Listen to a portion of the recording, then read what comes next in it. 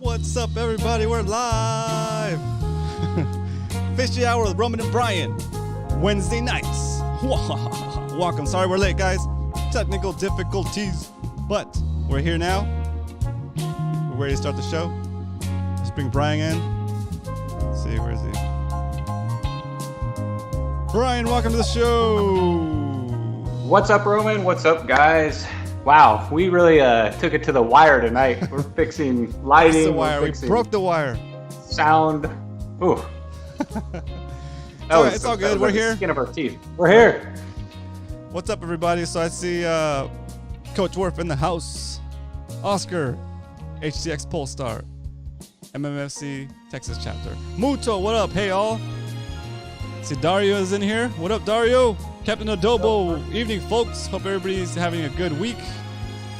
Has a spotty fishing picked up? Not so much. Not so much. Oh. Let's see. Who else is in there? Eric, what up, Eric? Thanks again for the donation to the tourney. We'll talk about that a little bit more in a bit. And yesterday, after getting to 9 fish, Leonard missed or lost 2 fish before he finally caught the 10th fish, and he was the first one to get to 10. Leonard. So good job, Leonard. And he's able to do it before midnight. He got it done like at 12:45, 47-ish. So good job. Perfect. What up, Leonard? Speaking of the devil. Speaking of Leonard. What's up, Jet? Welcome. Tyler, what up? I see Cal. What's up, Cal? Welcome. Welcome to the show. What's up, Jet? Captain Dan in the house. What up? Okay, make sure I got everybody. Looks like I got everybody. Oh, Steven. What up, Steven? Welcome to the show. Steven, Big Buns, say hey. What up, Steven? If you're new to the show, type in new. What is it? Type in what did we used to say? First timer. First timer in all caps. And everybody say what's up and welcome you to the stream. Welcome you to the show. Let's see. Okay, cool. All right. Let's get started. You ready? Let's get this party started. And you know how we do it. Here we go. In case you're new to the show, here's the rules for the beginning of the show. First timer in all caps. There's Cal. Welcome to the show, Cal. What's up, Cal? Where you been? First time here since the last stream. So the way it works is we pop the top of our drinks, and you guys get to rate it between a 10 and a 1. 10 being the best pop top you've ever heard in your life, and 1 being the worst. Okay, so rate this pop top. Go for it. Here we go. Sugar-free, caffeine-free. Ooh, that was kind of fast, actually. That was violent. Bonus points. There we go. Joshua, what up? First timer. Let's see. Let's make a special thing for Joshua. Here we go. Let's try that. Let's do this one. Welcome, Josh. Got a round of applause. Josh, how are you? From the live audience. Round of applause from the live audience. Welcome to the show. What up, Zach? Zach in the house. Ooh. Okay, so you got a 9.5 from Tyler. Ooh, all right. Brian crushes it again with a 10 plus, says Captain Dan. Thank you, Dan. Salty Dangler gives you a 6.7 for the pop top, plus 3 for the pour. Okay. Dario gives you a 9. Cal gives you a 10 for the ASMR, which is like, I forget what it stands for. Auto something, whatever. Auto something response. Salty Dangler says too fast on the crack and the pour. Yeah, I agree. Okay, cool. Wasn't my best. What up, dude? Kevin, it's been a long time. Welcome back. Second timer in What's the up, Kevin? house. What up? 8.7. Nice. Joshua says 9.55. There you go. Joshua is an easy judge. Yeah. Josh, are you formerly Calico Bassin? Is that the same Josh? Oh yeah, are you? Yeah, let us know. I see Jesse in the house. What up, Jesse? 8.5. LOL. Marty, what up, Marty? Welcome to the show. I don't recognize the name, so if it's your first time here, welcome to the show. 8 for the double pop. Boom, that's a good one. All right, here we go. My turn. All right. Jack up your mic.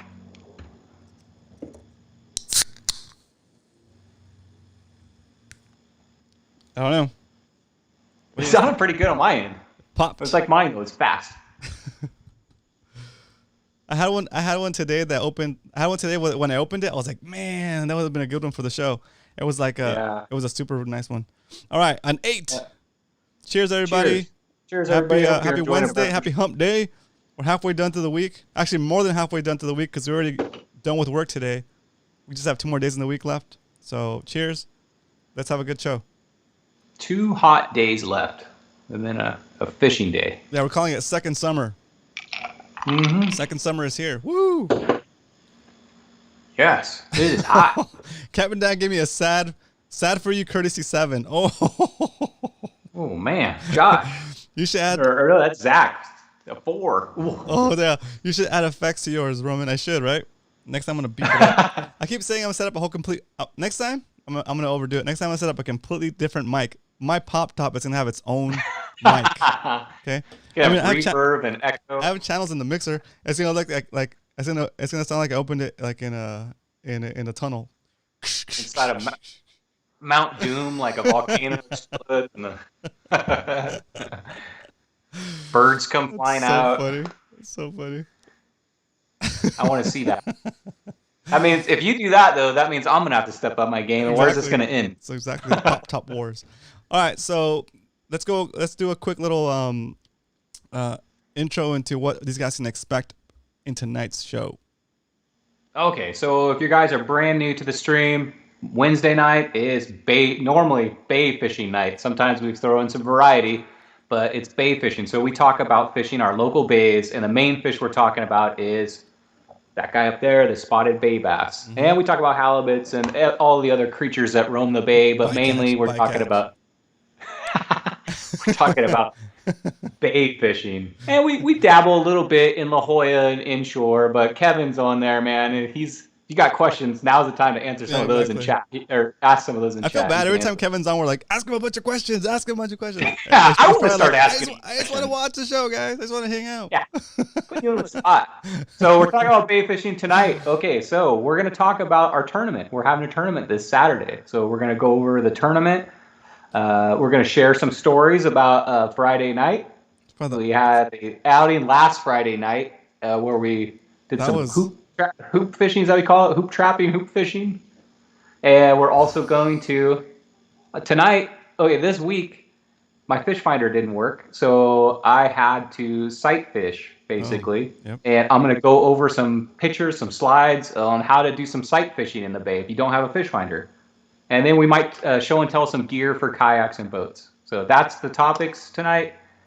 Hang in there. I think it's going to be a really good show. Very cool. All right, I see 24 people in the chat and watching live right now. Do me a favor, guys. Hit that like button so that YouTube knows to share the stream with other people that are subscribed to the channel. I think they send it out to a group of people. If those people jump in and start watching, then they start sharing it out to the rest of the people that are subscribed. So do me a favor, hit that like button, and we're gonna keep the show rolling. Just like our home show, right? That's okay, right? Very cool. Cool. All right, do you want to get started with topic number 1? No, let's go with the announcements. Do we have any announcements? Oh, that's right. Announcements. Just that the tournament is going to be on Saturday. Yep. And let's see. As far as MMFC and all of the other stuff, everything is that's really the major event, which would be on Saturday, right? Yeah. Yeah, I don't have any of the IGFA line world record announcements right now. I'm hoping I'll have one next week. So maybe next week I'll have an announcement on that. Okay. But yeah, I don't think besides the tournament, if we want to start talking about tournament, so the tournament, basically, it's if you guys went to the kids caster tournament, it's where we kind of we put together. I think that was our first MMFC tournament, if you want to call it that, or derby, whatever. Yeah, it's like more like a derby. What would you call that, guys? In the chat, let us know. What would you call what we did with the small rod challenge? It was our normal Saturday fishing session. Everybody is socially distanced because they're all on their own vessel. Even Brian fishes on his boat by himself, and then we basically did a 2-hour mini tournament while we were out there fishing anyway with small rods. A derby, says Cal. A derby, says Salty. Zach says it's like a derby. Cool. So derby it is. Derby is what we will call them from here on out. So we're gonna do a fishing derby during our normal Saturday session, and we're looking at the tides. And unfortunately, the tide is not that great in the middle of the day. Do you want to go right into that too, or might as well? Yeah, sure. So the tournament we're probably going to start at. We're gonna try to get on the water, be on the water, ready to go 6 a.m. And we're gonna meet at our normal spot by Spanish Landing. What's that? That's where you guys launch at called? Oh yeah. The stand-up paddleboard launch. Oh yeah, we're gonna do that, or are we gonna do Glorieta? I'm sorry, not Glorieta. Tidelands. That's right. What would you guys want? We're gonna ask you guys. So we can do the normal sub place where we launch from by Liberty Station, or we can try a different spot, a different area, and that would be like launching from Glorieta Bay, and fishing like under the Coronado Bridge, the moorings right there, that whole little area. What do you guys say in the chat? If you're going to the tournament, if you're going this Saturday, put what you want. Where's Tidelands? Well, you're about to find out, Zach. Vote for Tidelands and you'll find out. Glorieta, I'm sorry, not Glorieta, Tidelands or what is it called?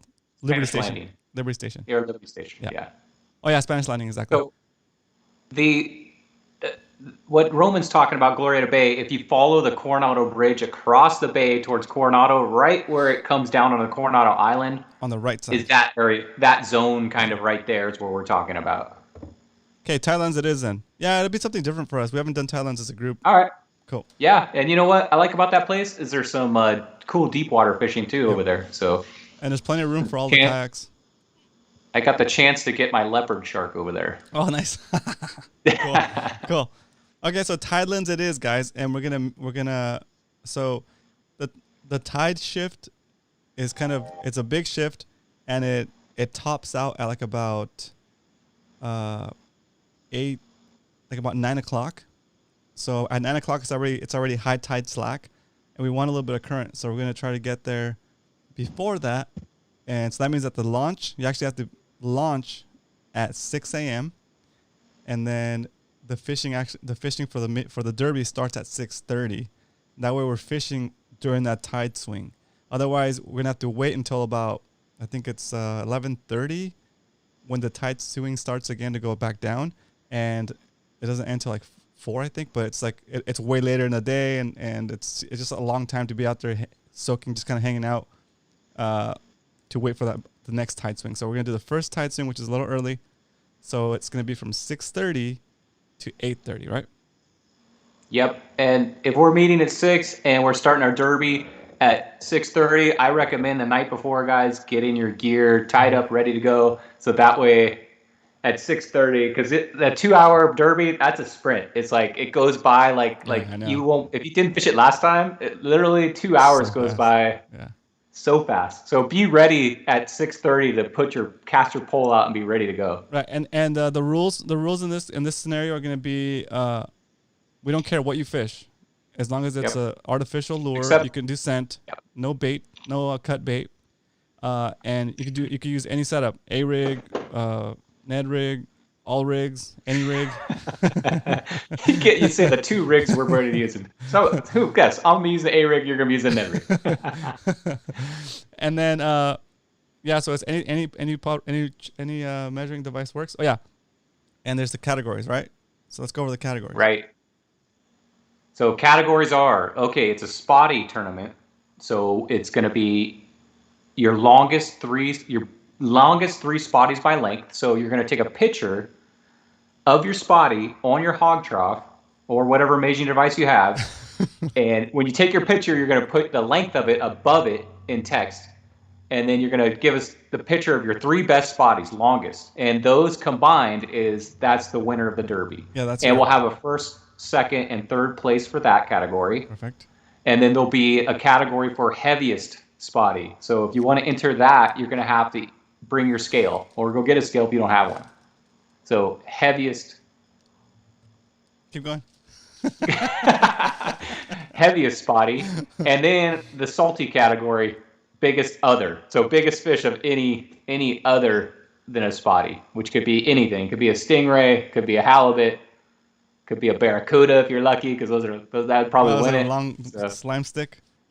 Perfect. And it's not heaviest other, it's longest. So you're going to take a picture of that on your hot drop. And then this is optional for I know Brian's been getting on us to get a scale, and it makes sense because you not only will have a length personal best, you'll have a weight personal best, and sometimes a shorter fish can be heavier than your longest fish, so you can have an extra PB, and it's always a nice little feeling when you beat your PB, whether it's by length or by weight. So you need to get a scale. And so to encourage you guys to get scales, it's not a requirement. We're doing one more category, which is heaviest fish, right? Yep. Heaviest fish. Heaviest body? Heaviest body. Yeah, sorry. Heaviest body. Heaviest body. What up, Aiden? Welcome. So me and Roman we'll put together the rules and put them in Discord and maybe any information. If you fish the last one, it's very similar rules to that, minus the kids caster poll. So exactly. we'll put the rules in Discord. You can check that out. Very cool. And prizes, third. You want to talk about the prizes? We had an awesome donation. Yeah. Shout out to Eric. EJ, is he Eric in the chat today? Yeah, Eric. I hope so. Yeah, that's him. Eric. Yeah, he's got EJ and Eric. So Eric came up with stepped up. I want to say came up stepped up. He's new to the group, and he really likes what we're doing, and he thinks it's a good thing that we're getting the community together. And he saw that we're doing this tournament, and he decided to say, you know what? I'd like to donate a $50 gift card to Amazon. So everybody say what up to Eric and say thank you for the awesome first place award, I guess, first place prize for this derby. So shout out, what up, Eric? Thank you so much. And then Captain Dan has donated another can of Toolbox Buddy to prevent your stuff from rusting. After you clean your stuff, you can spray this stuff on there, and I think it's made by Lucas Oil. So it's good stuff to have. Keep your pliers from rusting and seizing up. And then I think Cool Baits is doing some prizes too, Brian? Yes, so Cool Baits will be donating some prize packages to everybody that wins in a category. So very cool. So everybody that wins a category is going to get a prize. That's right. And you know what the entry fee for this is? But you're going to get a prize. Yeah, you know what the entry fee is?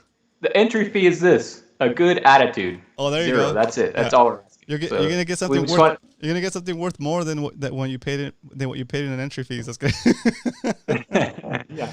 Right. So, but that said, guys. That said, remember we gotta measure these fish on the hawk trough. Right. It's gotta have its mouth closed. It's gotta be facing to the left. It's gotta have its tail can't be pinched. Its tail's gotta be kind of fanned out a little bit. The tail can't be thinner than the base of the tail. So if the tail's that's the base of the tail, and the tip of the fin is thinner, you gotta fan it out a little bit. Okay. Yep. It could be the same, but it can't be thinner. You can't pinch. And you have a video on how to measure a fish on a hog drop, right? I do, and I'll post it in Discord. When we post the tournament details, I'll put the video in there as well. That way you guys can go review that if you haven't done that before. And is that it for the tournament? Yeah, unless anybody has any questions, that's as far as announcements go for the tournament. That's it. I have some more ASMRing to do. Oh boy, what is in there? I don't know. Let's find out. Let me go full screen on this real quick. Santa Claus came to my house today. See what we got here today, guys. Guess what it is? Guess what I got in the mail today? Guess what I got in the mail today? You ready? Ready. Bam! Nice. Woo. Wow. Look at this thing. Backlit. Dun, dun, dun, dun, dun, dun, dun, dun. 50-pound spotty coming up. Better not be a 51. I think that only goes to 50. Yeah, it goes to 50. Yeah. So if I goes to 51, I'm kind of SOL. Okay, let's go back to split screen. There we go. So I just got my scale, guys. It took a while to get it. They kept messing with they kept updating the shipping status, and then does it have a bottle opener at the top? What? Yes, it does. Very cool. Very cool. So my scale's ready. I'm ready. Yeah, that one's cool too because it's backlit. So at night you'll be able to that you'll be able to see it because I know you do a lot of night fishing. You know what really convinced me to get the scale besides like the cool features and all everything? It comes with a little baby fish gripper. Yeah, those are cool. I like this. Comes with the hook too. You have both. Look at the little fish gripper. So funny. Yep. Anyway, cool. Right on. That's the nice one. I like that one. So I'm stoked. That's probably my favorite one too. And it sports 5 fish in there too. It'll combine like 5 fish and give you the weight of the total 5. Oh, what? I like that. Yeah. I like that. That's a tournament one. So I don't have to do all kinds of math. I like it. It does it for you. And you can scroll back and see what each fish weighed of those 5. It's pretty cool. Anyway. Cool. That's cool. All right. So I'm set. Okay. Do you want to move on to the next topic? Yes. So, gosh, guys, we went out Friday night and we did some fishing. But one thing I don't know you guys know about me. Hold on, let me get Roman adjusted here. His hair. Go ahead. You still hear me? Yeah, I can hear you. One thing that you guys probably don't know about me is I'm actually a pretty good artist. Nice. Yeah, you may not know, but I'm actually trained by Disney. Wow. I've actually gone to the Disney Academy and trained to draw there. And I've gone to several Disney academies where they trained me to draw. And the class was so good, he actually had me hold up my picture I drew and show it. And I drew like Donald Duck and Mickey Mouse. So I don't know if you call that professionally trained, but I think I'm professionally trained. I've been to the Drawing Academy, the class of 2 p.m. to 2:30. Nice. So I decided this week to go ahead and draw like a comic book strip with my drawing skills of a story I wanted to tell. So I'll have illustrations to go with a story about what happened this Friday night. And if you guys are there, you might think this is funny. If you weren't there, you still might think it's funny. So I'm gonna go ahead and go full screen, Roman, and I'm gonna go ahead and pull up my. Okay, I'm gonna go to main screen. I'm gonna go full screen first before you switch it All over. you. Yeah, let me switch my screen share real quick. Okay, so I'm going to me first. Yep. Okay. The suspense is getting me. I'm gonna move this over here so I can't see it until I actually flip it over. Don't show me the screen. Okay, here we go. Yeah, I'm not gonna switch it back until you're ready, so I'll see it. Leonard's cracking up. Okay. Okay. Ready? You can show it, and I'll tell. Yeah, go full screen guess on me. full screen. Or no. Yeah, go full screen on me. You're sharing it now? Yeah. Oh, here we go. Do you see it? Not yet. I'm gonna switch it over. Ready? Here we go. Let me know if you see it. I can see. Oh, I got you. Then I'm gonna go to your full screen. Here we go. Ready? Here we go. Yep. Nice. Nice. Very cool. Okay, guys. So very cool. I told you I'm a talented artist. You know, I drew this up, and I wanted a drawing just to illustrate. Looks like Walt Disney drew themselves. Yeah, I know. I think I got a future here, guys.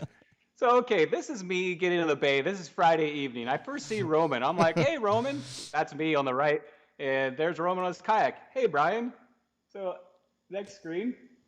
All right. Oops. Oh, this is like. Sorry. Yep. I'm ready. Next screen. Oh, next there's screen. Roman in the kayak. Wait. Next screen is. It looks like it's water. There it goes. Okay, let's switch back. I'm sorry. I switched the wrong. There you go. Okay. Oh, there you go. Next screen. There's Roman. I got your D-rig, and there's me in my boat. Look at your reaction. Look at your reaction. That's some talent right there. You're like, wow, that's cool. Cal's cracking up. If you don't know what a D-rig is, Paige makes Day One Fishing, and I've been trying to get one for about 6 months from him, and he handed it off to Roman to give to me. So I'm like, awesome! I finally am gonna get my D-rig after 6 months. How long have I had it? At least 2 weeks, right? And this is me saying, hey, Roman, just toss it in my boat. And you can see Roman. He's like, yeah, no problem here. And then guess what? Roman throws it, but he doesn't realize he's before Thor. Before I was like, I was afraid to throw it at you, and then you're like, just toss it in the boat. And I was like, okay, I was gonna toss it in the boat, and then you said hit like the middle of the boat or something like that, and I just like, I don't know, I thought it was. So he didn't use the wind. I don't know if I don't know if he's been working out all day and his muscles were huge, but he throws it, and guess what? It hits the edge of my boat. I think it bounced like 3 times in the air and then went in the water. So I got. You could see on my face, I wasn't like mad, but I was like, no. And so I got a glimpse of my D-rig flying through the air, hitting my rail, and then bouncing in. I know. And this is my reaction. That's Roman's reaction because he was upset. I was like, whoa, no. Oh, and then I was just like, oh, dang. So yeah, I overshot it big time. It flew clearly. It flew clearly over his boat, and it hit the other side of the boat. Yeah, it was. Yeah. I'm gonna my screen share, go and put full screen on that. Oh man, that's rough. That was rough. All right, we're back. Okay. Split screen. All right. We're back. That's just what happens when you're out there. So yeah. I thought that was funny. That was a good way to illustrate it. I'm not trying to give you a hard time, Rowan, but I am. But moral of the story? Don't throw a bait across the boat. So day one, if you're out there watching, do the handoff better. That's all I gotta say. Well, it's Corona, man. We can't do a handoff. Oh, that's true. We had to do the long toss. Yeah, because it had long I don't toss. 8 feet wide, so it's a tough target, guys. I realize that, but if you like the illustration, you can tell I'm classically trained by Disney. Let me know, because I'll do another one of those too. I like drawing them. How long did it take you? Oh man, probably 6 hours. All the shading, getting everything just right. It took a long time. That's so good. So good. Anyway, so that's what happened. D-rig is to be continued. Yeah. So next time, I have another one that you can have. I have actually. I bought a few from him that I have from this past session. So he gave me one and he gave you one. So I'm gonna give you my one. I want you to keep yours. No, I already have two. I have 2 other ones. Still. Oh, cool. Yeah, he's made them in the past. He's made in the past, just not from this recent batch. So yeah, they look the same. Okay. This time I'm gonna give you a little. Maybe you could like practice a few things first. Yeah. Right. Or maybe I'll just stand there and tell you to throw it at me and hit me in the chest, so that way I can't fly out. I'm sorry, Roman. I had to give you a hard time. It was hilarious to be on the water just because your reaction. You're like, no. Anyway, because I remember adjusting how hard I threw it when you said just try to try to hit the chair. Yeah. You said try to hit the seat or something like that, and I was like, okay. So I wanted to. My original thought was I was gonna throw it between the chair and like the gunnel on my side, and then I was like, okay. I was like, all right, get out of the way so I can throw it in there. And then you're like, all right, make sure you throw it on the chair. I was like, okay. So then I adjusted, threw it a little bit harder, and it's just a little bit too hard. And I saw it in slow motion like this. It flew over and it hit the rail and it bounced. It bounced, and then it would like doinked in the water. Like it could have gone either way. It was like that basketball shot where it's like boing, boing, and then it went in the water. So Aaron's coming back on the old glory. He says limits of yellowtail, yellowfin tuna, and dorado. Dang, dude, that's cool. Hey, that's good. That guy gets everything. We're doing a lot of filleting tonight. Are you eating all these fish? What are you just catching and releasing? I'm just curious. No, those are keepers. Okay, so more about Friday night, man. So Roman caught a big calico. I caught a decent calico. It seemed like everybody was catching fish. The lobster fishing seemed a little slow to me, but I don't lobster fish, so I don't know. It was okay. It was okay. Rusty, yes. We're talking about an Alabama rig, but this dude, he's a fisherman here in San Diego. Day One Fishing on Instagram. He makes these extra big ones called D rigs. So this is a recon bait one. It's an average size. The D rigs have about 12-inch arms. 12-inch arms, really big blades. I think they're size 3 blades in the arms. Anyway, they're huge. They're custom made by a guy named Paige. Yeah. He makes them for himself mainly, and he gives them out to people or sells them, a few of them here and there. Yeah, if you want to find him, he's on Instagram at Day One Fishing. Day, the number 1 fishing. And then Yeah, so that's what we're talking about. Yeah, Alabama rigs. And here we can fish them with 5 baits in saltwater, and in freshwater we can fish them with 5 hooks, and in freshwater we can fish them with 3 hooks. Right? Yep, you got it. Cool. All right. Anything else before we move on? I think that's it. Unless there's any questions, let's move on to sight fishing. Cool. All right. I don't. Anybody have any questions? Oh, I see 32 people in the stream. What up, people? Welcome. Do me a favor, hit that like button. 31. Like that. Do me a favor, hit that like button so that the show gets pushed out to the rest of the people that are subscribed to the channel. If you want to share the show, Right. I'll put a link for you in the chat real quick. Let's see. Share it to your mom. Share it to your cousin. Share it to your Word brother. to your mom. Share it to somebody. Yeah. Fishy hour share. The Nightbot is going to deliver a link into the chat. It's going to say, come watch Fishy Hour with me right now, ... URL. Copy that and paste it to your favorite social medias or text it to somebody. Yeah, text it to somebody. Yeah, that's a good one. Text it to one of your friends that's into fishing and say, what's up? Come watch Fishy Hour with Roman and Brian right now. Okay. Yeah. Enough Open commercial. up your front door of your house and yell it out. See what happens. All right, cool. Ready? All right. So I'm going to go back to screen sharing. So if you want to go full screen again. Screen. Coming right up. This is heavy production tonight. I know, right? Heavy production. Here we go. Okay. Pull this up. Oh, you're ready. Going back to me. Shoo. I'm back. When Brian gets when Brian gets his share going. Are you ready? Okay, I see it now. I'm ready. We go. I'm going over. Guest share. Here we go. All right. I see a body of water.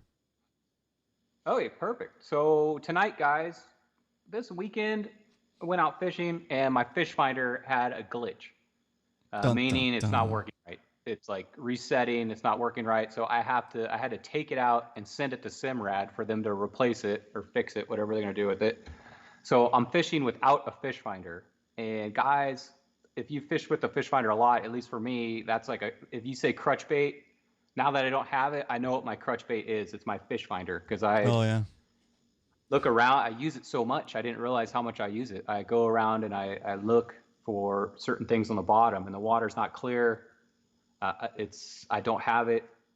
It's tough. So guys out there without fish finders, or if your fish finder's not working correctly, I wanted to go over what some things are to look for from your kayak or from your boat where fish might be. So what I've done is I've put together a slideshow of 10 spots on Mission Bay of areas that I think will hold fish, and I'll show you why each one. So I'm going to start out with this photo right here. And then we're also going to... Can you see my... Brian, and then we're also going to talk about how we would approach those spots, like how we would fish them, right?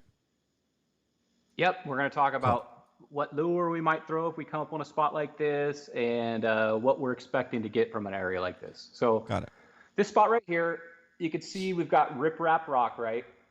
And that lines the whole bay, and that usually always holds fish. But the special thing about this spot is this vegetation that comes out, and this is actually a tree. So it's actually hovering above the water here. And what that's creating is a like shady spot. And these spotted bay bass love hiding in shady spots if it's under a dock or under anything that's casting shade. So if you're looking for a spot that will probably hold a fish, maybe not a ton of fish, but hold a fish and sometimes a big one, this is something to look for, guys. Find a piece of vegetation or anything, I guess, casting a shadow or hanging over the riprap. Mm-hmm. So in this situation right here, Roman, me personally, I would start by casting in this area right here and running parallel to that shade. If it's a lower tide and the water is not touching the bottom of that tree, you can try skip casting it directly under that tree. That would be the golden shot. You got to get your first cast has to be really good on something like this because your first cast is everything. You can either spook the fish or you can entice them to make the bite. So your first cast is very important on this. So what I would try to do if it was this exact situation, because you're not going to get under that tree, is cast parallel to it and whichever way the tide is going, if it's going in and out, so that the lure is going to go underneath that structure. We can see your mouse if you want to. If you can point with your mouse as you're Okay, talking. so yeah, if the tide is going from, let's say, the right of my screen to the left, right, incoming tide, you're going to cast on this side of this bush, so that when it hits the water, it's gonna drift underneath into that shade, and then you're gonna let it hit the bottom, and that's gonna be really a finesse fishing spot, guys, because that's probably only like 10 feet deep. So you're gonna throw in a finesse bait, which for me is like a jig head with a swim bait, or maybe even a tube bait. And Roman, what would you throw in there? Uh, what's it called? A Ned rig. So if you drop your, don't cast it all the way into the rocks, guys, but cast it as close as you think you can get it to those rocks. So you probably want it maybe 2 feet from the shore, 3 feet. Let that thing hit the bottom and drift in there, and it's a finesse bait. So you're just gonna reel it very slow, and wait for that reaction bite. And if you don't get a bite the first time, try that spot maybe 5 more casts, and if you don't get any bites there, move on, because there's probably not going to be a fish under there. So but that's one thing to look at. I like that. So what I would do on the kayak, because on the boat, you can't get that close to the rocks, I guess, right? I can get right up to them because I got because you got the trolling motor, yeah. But like on the kayak, what I would like to do, can you guys see my mouse? Oh yeah, here we go. Here's me. Okay, so I would, if the current's going the same direction that Brian said, so that way, I would cast in the same spot that Brian said, and wait for my bait to drop. And once it's on the bottom, I would let my kayak drift this way, and then I would pull the lure kind of at a diagonal under the bush instead of pulling it right away. So that way, my lure is kind of going, and that it's not only getting dragged, it's not only getting pulled under the bush as it's falling, but then it's also covering more of the under the bush area because I'll be on this side over here by the time I start to retrieve. Does that make sense?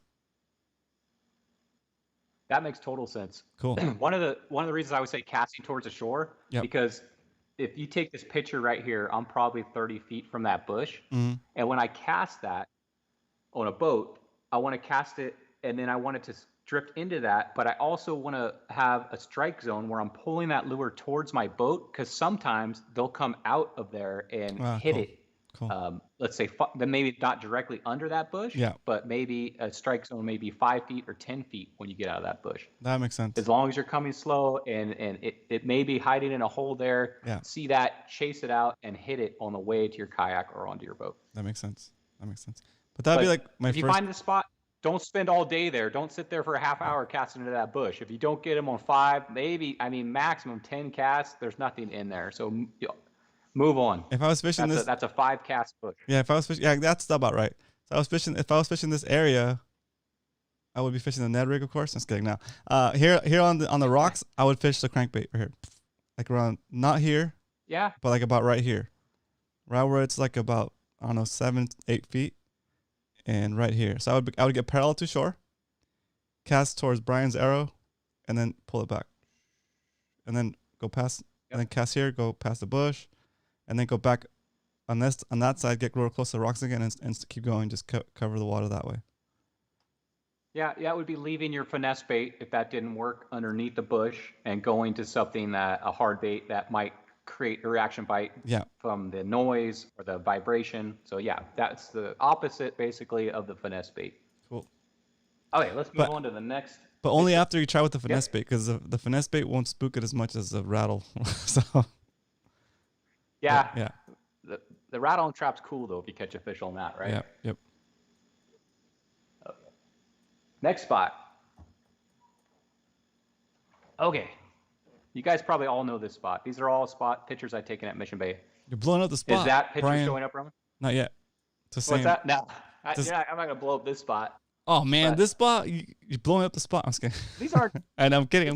Spots so much that I've caught a ton of fish at, but they're just spots of things to look, sight fishing. They're unique. Don't have a fish finder. Maybe it's your first time on the bay. You just don't know what you're looking for spotties. You know how to fish a bait, soaking it on the bottom. But you're looking to catch with a lure now, so you've got to You've got to figure out where they're at. Yep. And this spot right here, there's a bunch of things working for this, but this is the main thing. I'm going to zoom in. This is the main thing I want you guys to look at here. Okay, so you see how this comes out to a point, a peninsula almost. Yep. This right here. Right here, right? And say it looks like this is a incoming tide, which means the tide is going from left to right on my screen. Mm-hmm. And what I want to point out here is see this water condition, how it's kind of glassy right here, right? And then you come out past this peninsula and you see how it's kind of rippling right here. These bass, they like to sit in this calm water right as the water's going past, because it doesn't take a lot of effort to sit there. It's calm water. They can just sit. They don't have to swim against the current. And they'll sit in an area like this and wait for stuff to drift by in the fast moving water. So the main thing about this spot, I'm going to zoom in a little closer, is that calm water going to this rushing water right here.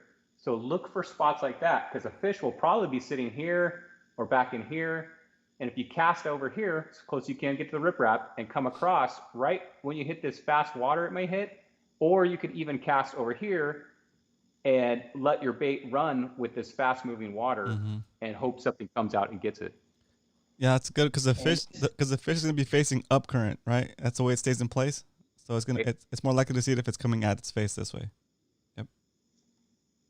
So look for a peninsula or something sticking out in the bay that may create that situation where fast water's rushing past that. And this spot also has some other things going for it. Check that out. I mean, to me, that looks pretty fishy. So that will create like a structure underwater, that fence. And there may be fish lurking on that. I would try the side that the current is, I guess, when it goes through the fence, the other side of the current, whatever side the current is going through. Cool. So the back side of the current or the front side of the current? You don't want your bait to drift into the fence. You want it to drift away from the fence. Okay, so you're gonna cast on the back of the current, back of the fence after the current hits the fence. Yeah. So in this case, on the right of the fence. To the right of the fence, yeah. If the current was going left to right. Cool. Another thing I want to. Main thing about this picture, look for that calm water, guys. There's only a few spots in the bay where you can find that. Another thing I want to point out is this little point here, this little peninsula, as Brian described it. Imagine there was no water here. It would kind of look like the background right here, right? See where this little point is up here? It kind of shoots off. It goes in. See, imagine this mountain over here is a water line, like this. This little peninsula here continues underwater, right? It just eroded a little bit here. So this is here. If all this water wasn't coming back and forth all the time, all these rocks would be covered with sand, and this would probably be taller, and it still extends out here.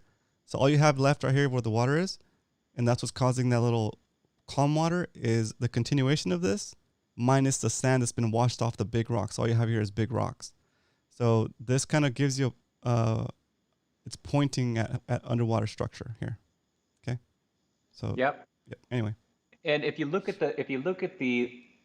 this right here, this riprap bank, see how it's kind of a gradual and this one's steep? Mm-hmm. You could almost, most of the time, whatever it's doing on that bank, it's doing that all the way underwater. So it may be a little deeper here because this bank is a little steeper, riprap, than over here, which may be really shallow right here. And so if you look at the banks, usually what they're doing up on the surface is exactly what they're doing until they hit the bottom of the bay. Right. And here's that example right here. You can see that see that happening in the background, like in the actual cliffs that are not underwater. See, it's like it's continuation of whatever's next to the water. Anyway, that's cool. Okay, let's move on to the next spot. Oh boy, here we go. If you've ever fished Mission Bay, you probably know this spot. That's like a pretty good landmark, don't you think? As it switched to, there it goes. Yeah. Oh. There it goes. It's there. I wonder where that is. I've never seen that building before. That's on Mission Bay. Is that a witch headquarters? That's your next scavenger hunt. I think that's the top of a missile ready to be launched. Oh, yeah. I don't know. Or the new bowling alley they just installed in Mission Bay. Yeah. I wish. That'd be awesome. Mission Bay lanes. So, yeah. Hard to get there. It's COVID friendly. Yeah, exactly. So for you guys that don't know this, we call this Bowling Pin Island, and this is a spot that is in the high speed area, so it's hard to fish this area, so I don't get in there a lot. But this has a riprap bank all the way around it. It's hard to point out on this picture, but this area has a lot of grass, and I wish I had a picture of this, but I couldn't find one. If you wear polarized glasses, I'm not so much talking about this spot right here, but things to look for. If you have a good pair of polarized glasses, or if the water is really clear, you can actually see down in there and see patches of grass. So when I talk in grass, we have this grass, it's called eel grass. It grows to be about a foot or 16 inches tall, and it's growing on the bottom right there. And when you go to open water like this, yeah, there's a riprap bank here. You could fish that. But the reason I'm showing this picture is more, what do we do when we just want to fish open water?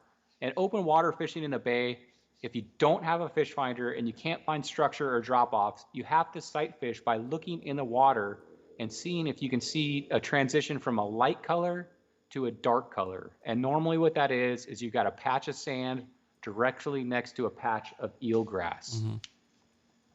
And those areas can hold lots of fish, even if it's out in the middle of nowhere, in the middle of the speed zone, a spot you may not think have any fish. You might be shocked. Some spots in the middle of the bay just have that nice patch of eelgrass, mm-hmm. and they'll hang out in there. Exactly. And that's something to look for. Yeah, that's what I think is unique to San Diego bay fishing. Like I hear from the guys in Long Beach and stuff, all those guys fish structure, right? There's a ton of docks and stuff. And when they come to San Diego, it's like they're not used to fishing just open water like that because it's pretty unique to have a bay this shallow that allows enough light in that we can have so much eelgrass. So it's really cool. It's a really good skill set to have. Yeah, and if you can't see it, the water's murky. The best way to do it, just pick a random spot and throw your line out there and use your pole and your line to feel what's down there.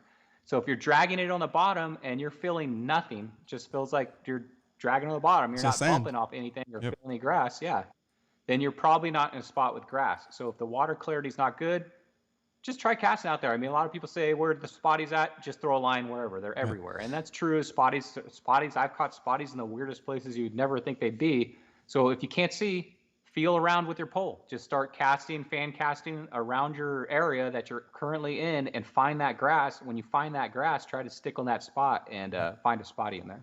Yeah, but some of the areas will have like way too much grass where it's like just matted and there's the sandy areas are few and far between, and those could get annoying because you keep like snagging grass. And it's kind of impossible to fish.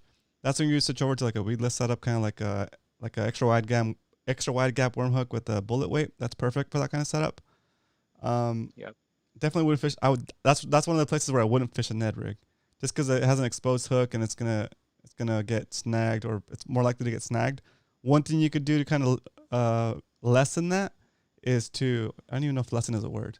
One thing you can do to make that less likely is to cast up current so that your lure is coming along the same line, the same way that the grass is laying.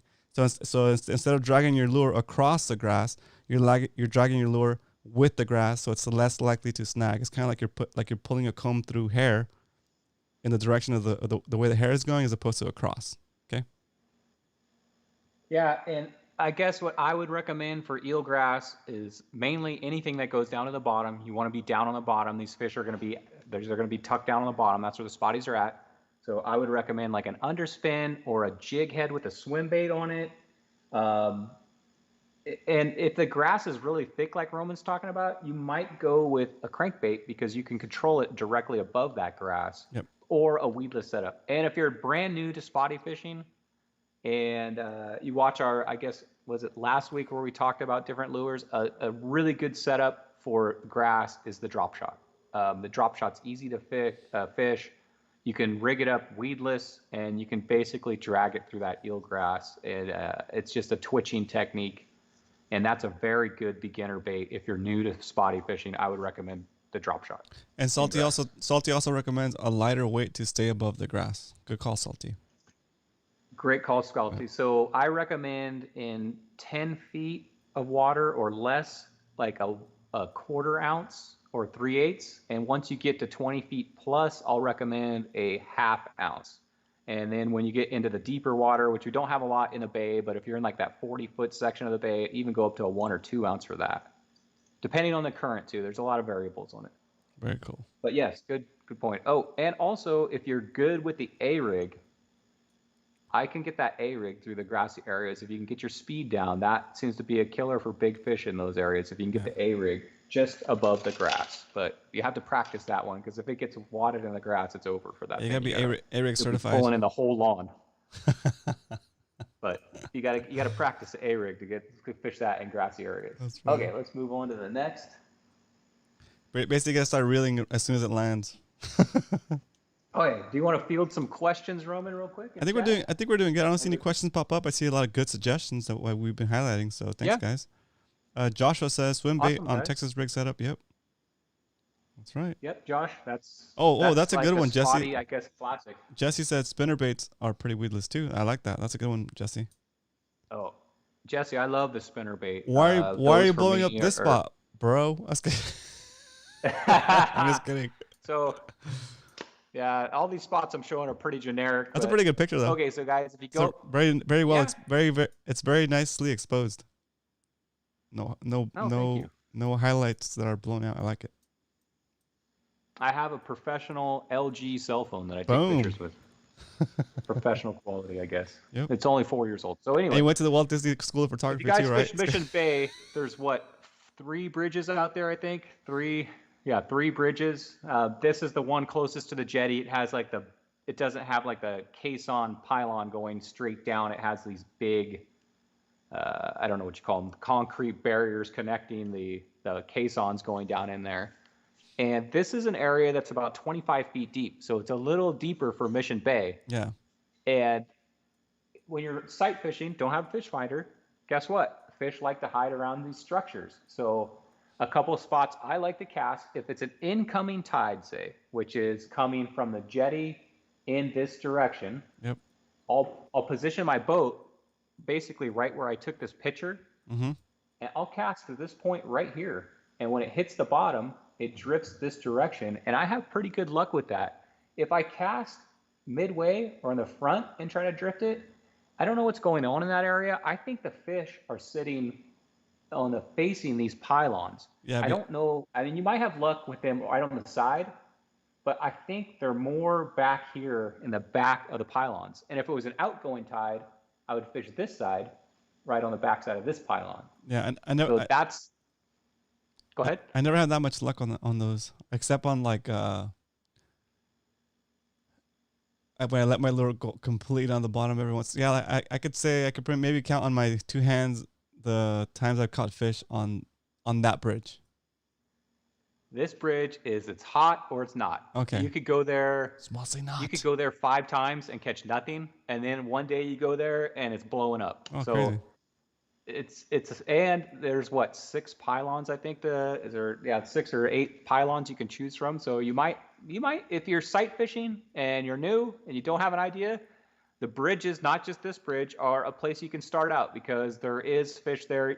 Like Roman said though, sometimes it's hot, sometimes it's not, and that's pretty much the same with most fishing spots. It's fishing, right? Yeah, you have to. It's true. There's no secret spot where that holds fish. That every always day, gets every bit. tide, every minute. If there was, it would be blown up every day. But you have to find the fish. So in the process of finding them, and you're heading out to another spot, and you're going under a bridge, you might as well make, like I always say, 5 or 10 casts. Don't hang out there all day unless you're catching fish every other cast. Hang out there until they dry up. But when you pull into a spot like this, think about the tide.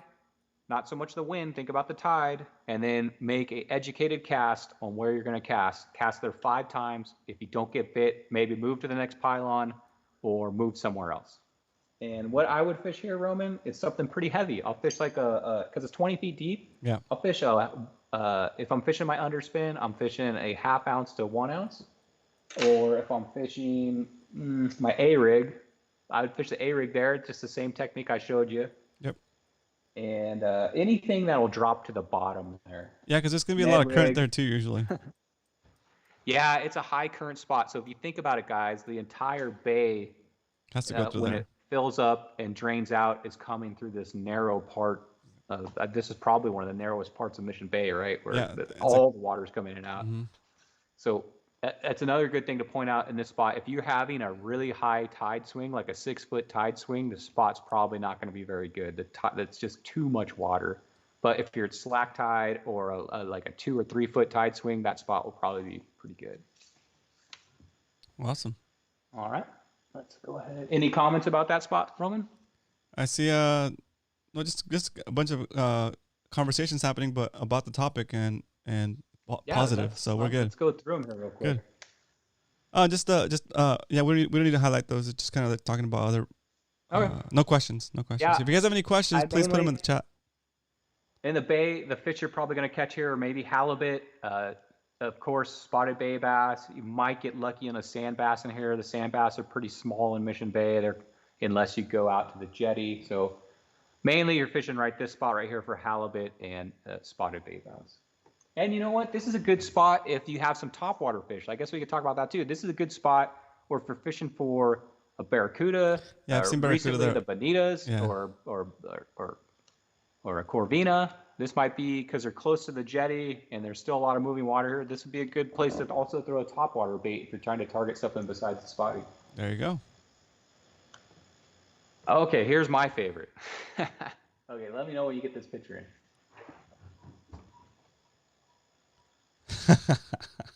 Okay. So, if you fish Mission Bay, that exact spot, that's hilarious, dude. If you fish Mission Bay, you're going to probably start out when you launch at a dock. And docks are notorious for holding dock donkeys, whatever you want to call them, pretty big fish. But there's a sweet spot I look for, which is an open slip. And to me, this looks like a bowling alley. I think of this as a bowling alley, and I want to throw a strike. Nice. So when you pull up to an open slip like this, a bowling alley or a bowling lane, whatever you want to call it, your first cast, I can't tell you, is so important because usually that's the cast you're going to get bit on. And usually it's going to be whatever you cast is probably going to be on the fall or right when it hits the bottom. Right here. You get bit a lot. But this isn't an area that's easy to fish. Me and Roman had a few conversations about spots like this, and you have to be pretty good at casting because this spot right here is it looks big in the picture, but that's probably only like 12 feet wide maybe, and maybe 30 feet deep. Yep. And we're all trying to cast it basically right in this spot right here, depending on the current, of course. And that way we can drop it and get the longest strike zone in front of all the pillars that are underneath here, all the shade. I guess we got one pillar and a lot of shade here. So we're all trying to hit this zone right here. But think of it this way, guys. It's like casting through like an obstacle course. Yeah. You're trying not to hit this buoy because you're going to get snagged on that rope. You're trying not to get your line wrapped on this cleat. Yeah, so let's go. Got like a bait bag hanging here. Yeah. Let's go over some other obstacles that maybe are not in this picture, but they do exist. Yes. Sometimes some boats like this boat on the right will they'll tie up across the way too. They'll put a rope from here to that cleat and from here to that cleat, and then you have like these ropes that go across completely. And if you can skip a bait, you can like sidearm it and try to skip it under the rope and get it back there, right? Sometimes those ropes are tied across, but they're actually in the water, so they'll be in the water here, and you just have a little gap right here between the rope and where it touches the water, and that's probably not a good place to fish. You might want to skip that one. Another thing to look out for is which way the wind is going, right, Brian? Because if there's no ropes here, it's open just like this. You cast way back here, you get the money shot right there, boom, right, you land right where you want it, and the wind is going to the left. What's gonna happen, Brian? So it depends on your casting technique. Some guys cast like a line drive, kind of straight and low, and nail their spot. And then there's the guys that have the rainbow shot. It's like an underhand throw where it goes up really high and then hits the water. And when you do that rainbow shot, you got like all this slack line in the air while you're casting, and that slack line will blow, and your lure might make it exactly where you threw it, but the slack line might get wrapped around somebody's cleat or rope or even the piling. something on their boat. Yeah, exactly. And guys, if you're, I want to stress this about spots like this, particularly, is these guys have nice boats. They take care of them. And if you're not very comfortable at casting yet, this is probably not a very good spot, because if that guy's sitting in there watching TV and you're casting and hitting his boat, it just doesn't make us look very good. We're trying to be, I guess, stewards of the bay, because we're the anglers, right? We want to set an example of courtesy and taking care of other people's stuff out there. So if you're not very good at casting and you're constantly hitting boats, I mean, those guys have expensive boats, so let's practice a little bit of casting before we go into a spot like this. I mean, we've all done it. We've all accidentally hit a boat. I mean, it happens, but let's try to be courteous. Let's not like go around nailing everybody's boat with our lead weights. But yeah, this is a fishy spot, guys. Salty said it's an awkward conversation when they come out of their boats. Yes, it's basically you know the face he's making. Yeah. Hopefully he doesn't have something in his hand to throw back. And even awkwarder, guys, is when you've thrown it and it's wrapped around their boat some way, and you're in your kayak standing up trying to untie it or unhook it from it. That's even an awkwarder moment. When they come out, it's hilarious. Yeah. Jeez. So be careful in those spots. Yeah, they're fishy spots. We want to get to them. I recommend fishing docks, but just be careful in those. And if I'm going to fish this spot right here, I'm going to, of course, fish the bottom. So I'm going for my cool bait underspin. This spot right here, I'm hitting with a 3/8 underspin. Or I'm fishing my A-rig. I love the A-rig near the docks. It seems to draw good fish. And this is my spinnerbait area, guys. I love casting the spinnerbait. I think the spinnerbait is a good option near these, because the spinnerbait has a nice weight to it. You can get a lot of control casting it, and I can get those things in tight spots. So it's spinnerbait. Now, what are you fishing in the docks, Roman? Ned rig, and yeah, I knew it. And for these kind of docks, I like to fish the Texas rig. I'm sorry, not Texas rig. I'm sorry, the Tokyo rig, because Tokyo rig, yeah. It's kind of like talk about that. It's kind of like a drop shot, but not as long. Yep. And it gets down fast. Like when I'm fishing docks, I like to just pitch it in there, let it sink to the bottom. I give it a couple twitches. If I don't get a bite right away, I just retrieve it and do another drop, because I can continue the momentum of the kayak and hit both sides of the piling, and then just keep going if I'm fishing fast. But on a slip like this, two baits are also good there. Yeah, on a slip like this, I would stop, fish the open area, and then continue on, and basically do 2 casts per piling, 1 on each side. Yeah. But and that's the what pylons are total reaction bites, guys. Like I said, it's usually on the drop. Yep. They're usually just sitting in that shade, and when something falls out of the sky and drops in front of their face, that's when they're going to get it. Also, I like to fish just a regular ball jig head with like a little 3-inch swim bait on it, like a Kitech or something. Those seem to fall really nice, the ball jig head. They fall like straight down with the trailer right behind them. Yep. And those get bit pretty good there too. The most basic setup, the ball jig head. Mujo is saying he uses 2 baits. That's a good idea too. And Salty says weighted flukes work also perfect. Yep. So the way Salty's fishing his fluke is he puts a bullet weight directly in front of the nose, like a 3/8 or whatever he's fishing, 1/4 ounce bullet weight directly in front of a fluke Texas rig, and that drops straight down. That works really good. I'm gonna do some bullet weight fishing this next time we're out. That's really good for grass. Sauced up that flukes works everywhere on spotties. I'm gonna do sauced up flukes and cast really nice. Sauced up flukes and Tokyo rigs next time we go out, guys. Just so you know, that's how I'm gonna win it. Yeah. Hey, don't forget the chatter. Get your chatterbait. Go get a chatter. Oh, I'm the defending champion, right? Yeah, nobody can beat you, man. Oh yeah, I found a chatterbait in my tackle box last night, so I'll use that too. Oh, cool. Okay, next picture. Do we need to field any questions? Does anybody have any questions? I see a lot of comments. I don't see many questions, so. Cool, good stuff. So this is we said to remind you guys to come and support Dana Landing Market. They do they carry a lot of baits, make great sandwiches, and they're fuel, fuel, deli, and bait. Everything That's you need in life, right there. So yeah, that's life. They're good folks in there. They're always they run all of the skiffs and stuff too. So cool stuff. You can also pick up your fishing license there if you don't have one. Even your lobster card, you could get your lobster card there. What else? They do a lot of stuff. They have a lot of stuff in there for Everything. For such a small shop. The main thing they're known for is a sandwich. Yeah, sandwiches are good. They do stop making sandwiches, I think, at 3 or 4, but they make a bunch and put them put them in the fridge before they leave, so you can still get sandwiches that were made that day. FYI.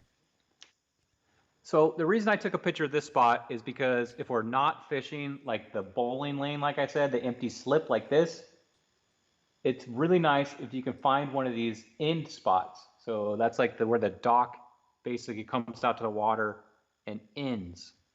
And this has a pylon coming down and a pylon coming down, and then underneath here is all shade.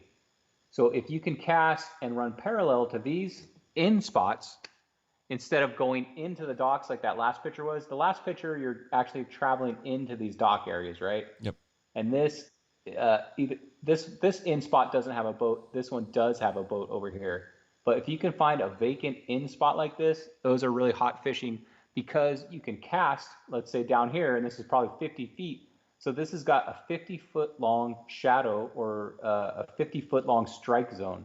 So these have a very nice long strike zone. So I would position myself basically right where the picture is taken, cast to this point right here if the tide is going towards that boat, and then drag it on the bottom all the way along this. And I would cast there 5 times, maybe 3 or 4 times, and see if you get bit there. But these end spots with no boats on them are really hot. Very cool. I see JC says, how do you let it drop straight down without it coming towards you as it sinks? And also, I think, okay, so the way I like, let's talk about that real quick. So when we're pitching docks, there's a balance, right? There's a lot of things, a lot of variables. So let's go over the variables that I kind of can think of off the top of my head. So you have, as Salty mentioned, the tension on your spool. When you cast, you usually have it not too loose, especially if you're casting like big open casts. You don't want it to backlash, so you have it a little bit tighter than you would normally for a dock. So on a dock, you're gonna loosen that a little bit, so it free spools faster, and you have your thumb on it the whole time controlling the speed. So that'll make it sink faster. Also, you want to use enough weight that it drops where you want it.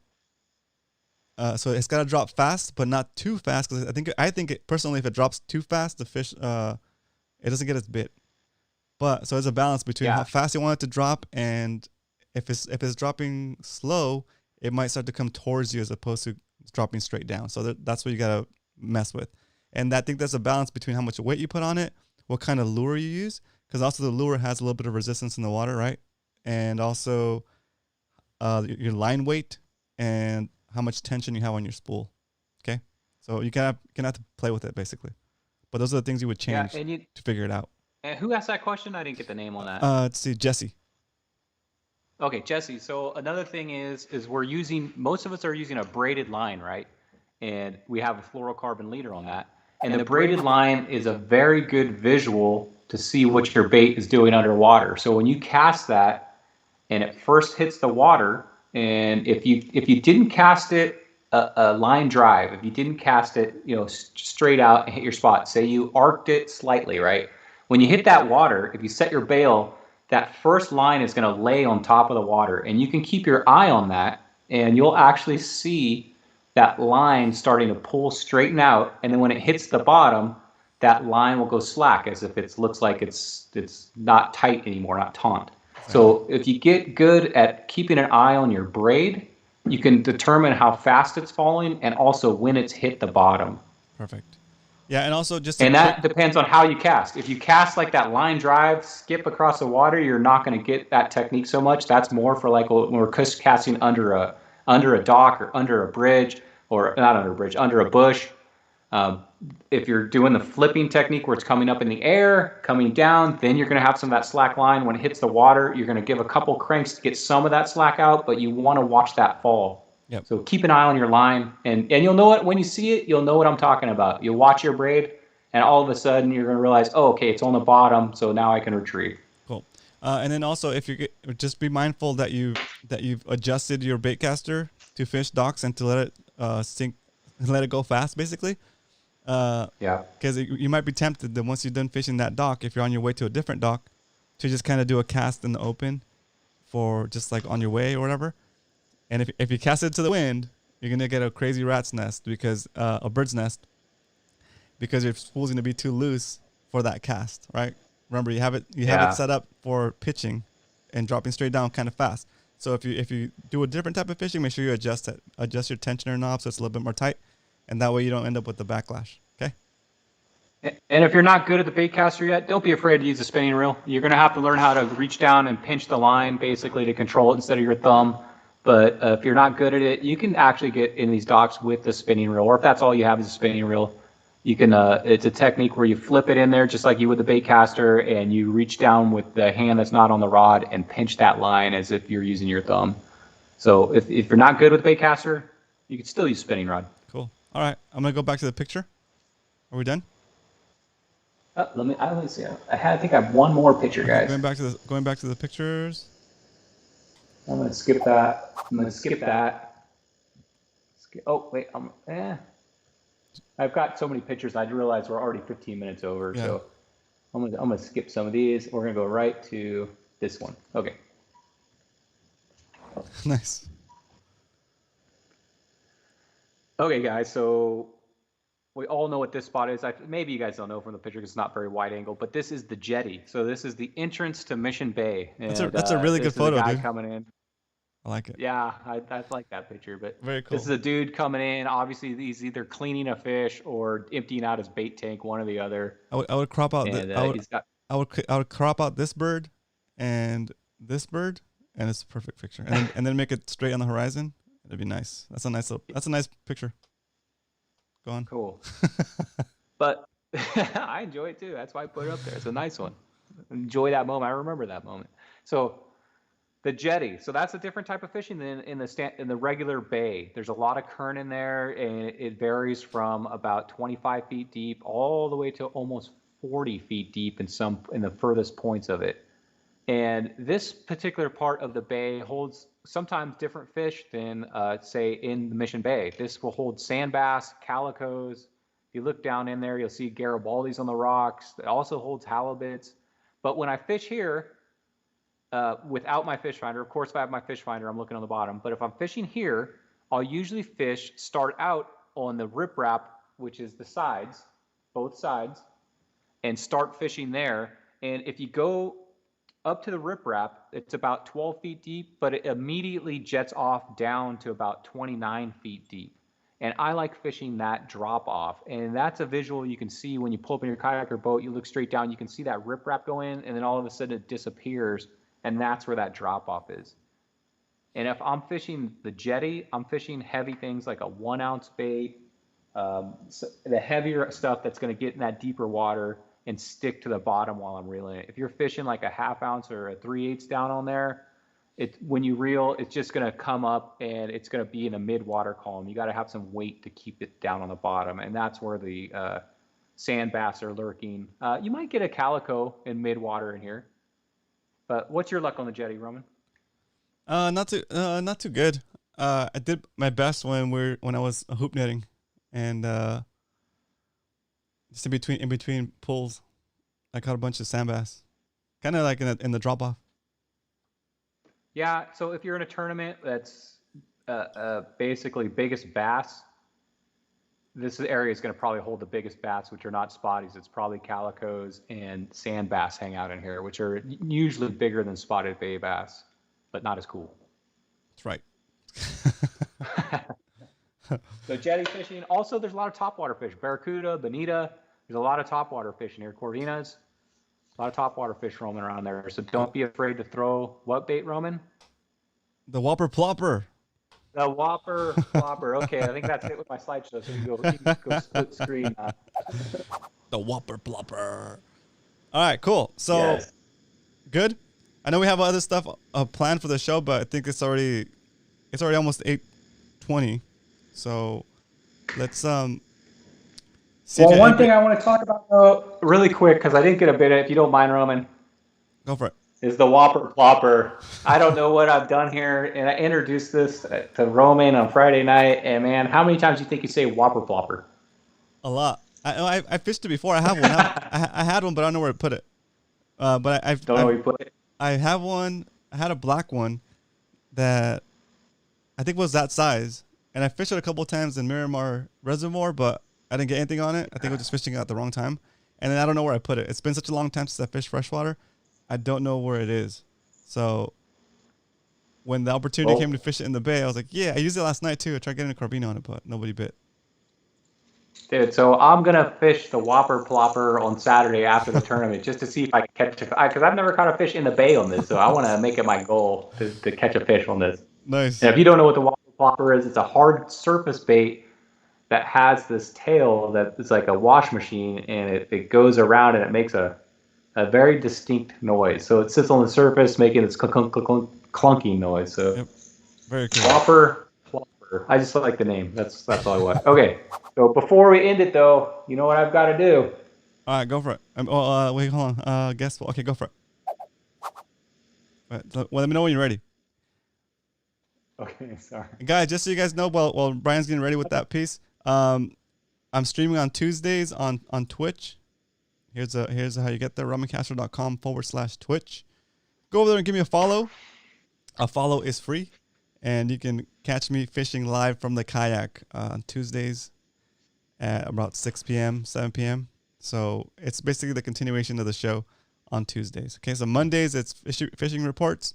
Tuesdays it's fishing live from the kayak on Twitch. And Wednesdays is Bay Fishing with Roman and Brian here on YouTube. And then Thursday and Friday I get the day off. Woo! To play Street Fighter.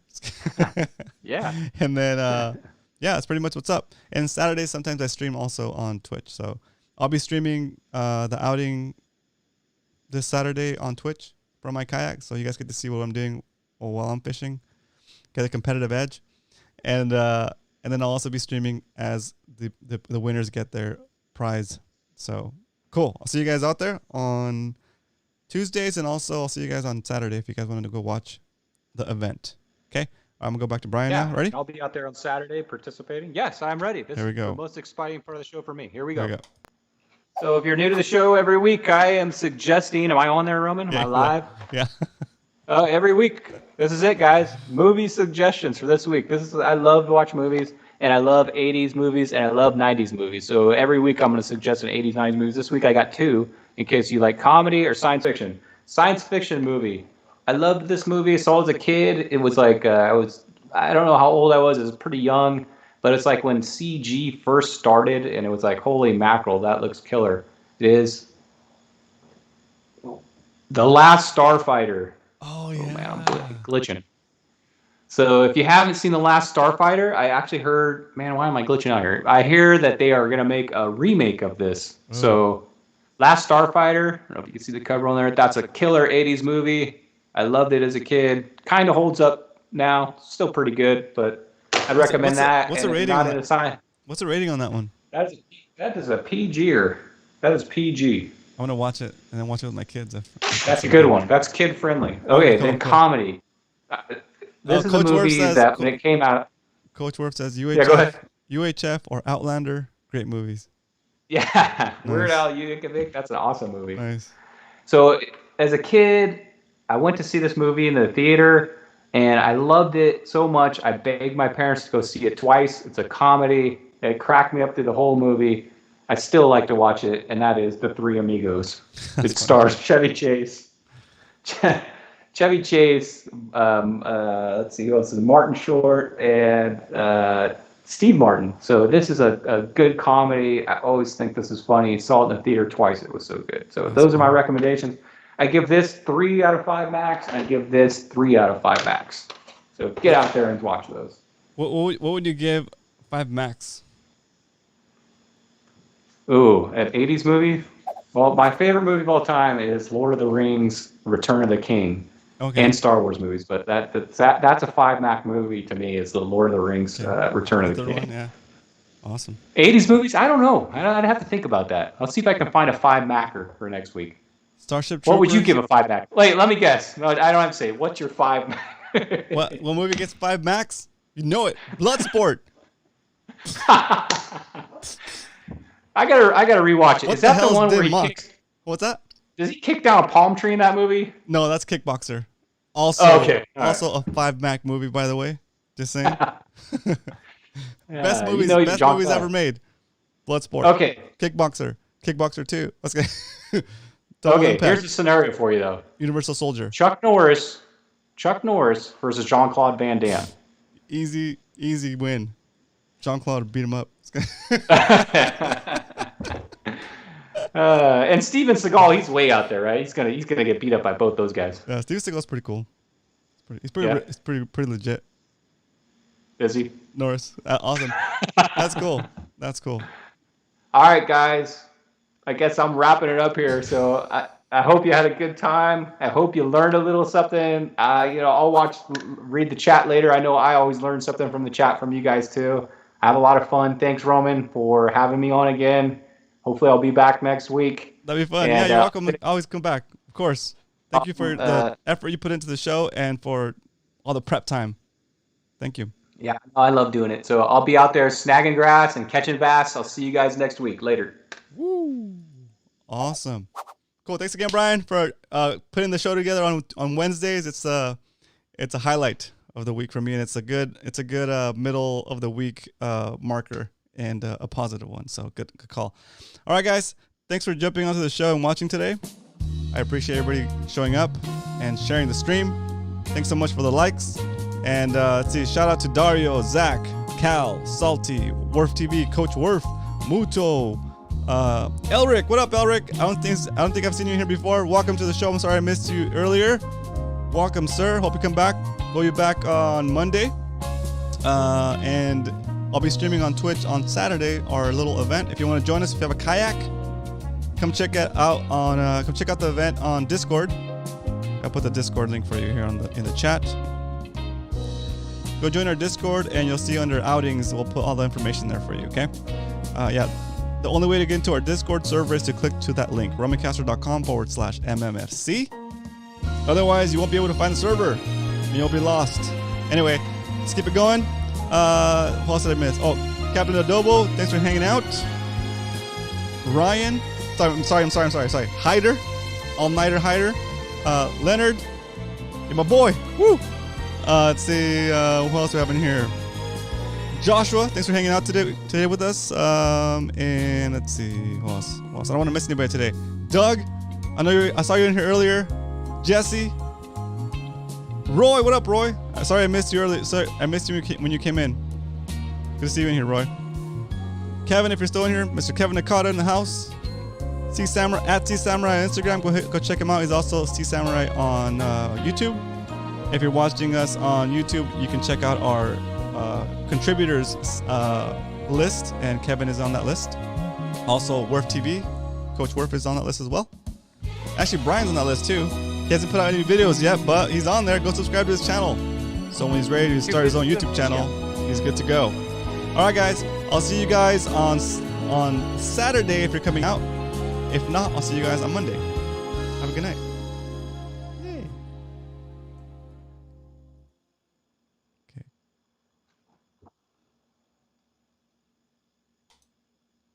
Okay. I'm getting good at the sign-offs.